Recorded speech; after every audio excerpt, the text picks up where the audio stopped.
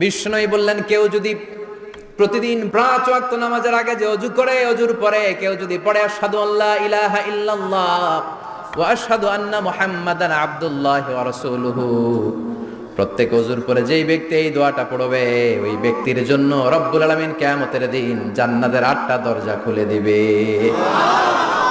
সেও সাইয়েদনা আবু বকরের সাথে সাথে ওই 8টা দরজার যেটা দিয়ে মন চায় ঢুকতে পারবে। কোন সুবহানাল্লাহ। বিষ্ণু বললেন, ইন্নালিল জান্নাতি সামানিয়াতু আবওয়াব, জান্নাতের ভেতরে দরজা হলো 8টা। মিনহা বাবুন ইউসাম্মা আর-রায়্যান, 8টা দরজার মধ্যে স্পেশাল একটা দরজা আছে, দরজাটার নাম হলো রায়্যান। লা ইয়াদখুলুহু ইল্লা সাইমুন, রোজাদাররা ছাড়া কেউ রায়্যান দরজা দিয়ে ঢুকতে পারবে না। যারা রোজা রেখেছেন তাদের জন্য এন্ট্রি দেয়া হবে এই দরজা দিয়ে ঢুকার।